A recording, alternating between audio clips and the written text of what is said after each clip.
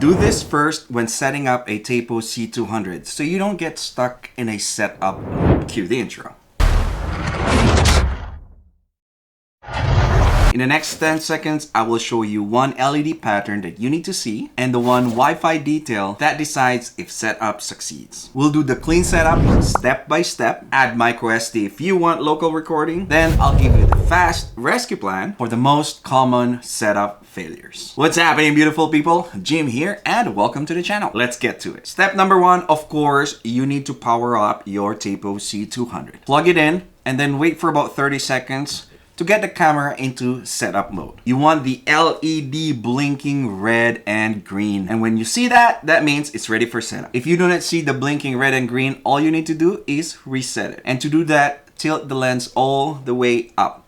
At the bottom, you will see a button and press that for about 5 seconds until the LED changes color and then the camera will reboot. Once you see the blinking red and green, go get your phone, download the Tapo app, then follow the prompt for registration. And once you're done with the registration, tap Add Device. Then choose Tapo C200 and then follow the prompts. And please keep your phone close to the camera during the setup. At this time, the app may ask you to directly connect to the camera first. On your iPhone or iPad, you may need to go to Wi-Fi settings and manually join Tapo_cam_ whatever the numbers are. Once that's done, you can return to the app. On Android, the app may request location access to find and connect to the camera. You can allow it during setup and then you can turn it off after. This is a common place people fail because they forget or neglect or skip the phone to camera setup. Once that's done, the app will ask you to choose your home Wi-Fi network and then it will ask you to enter your password. Here's a big note.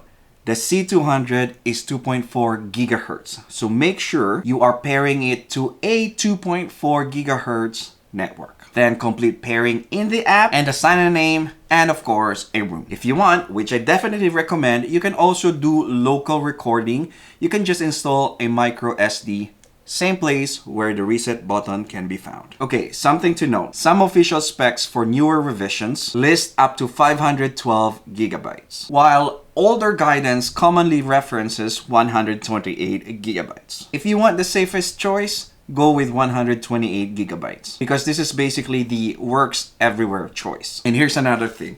Make sure that you format the card inside the app. Once that's done, you can either leave it where it is right now or you can move it to the place where you actually want it. And make sure you do these quick tests right away. Make sure that the live view loads quickly, the motion alerts trigger, night vision looks clean at night if possible, and of course, make sure that the playback works if you have a local recording. If something is off, fix it now before you actually mount it permanently. Let me share with you 3 setup mistakes and how to fix them quickly. Mistake number 1, pairing to 5 gigahertz.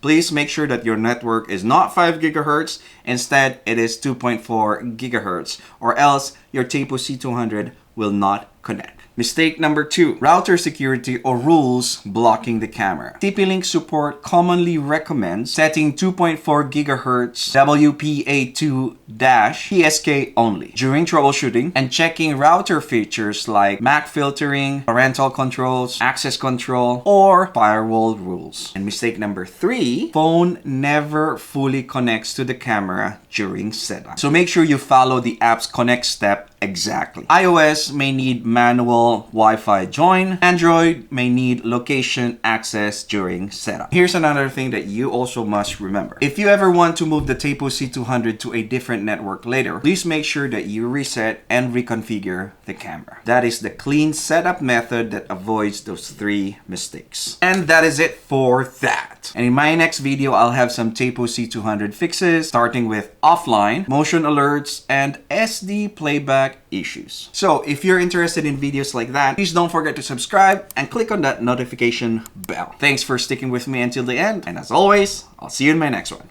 Bye.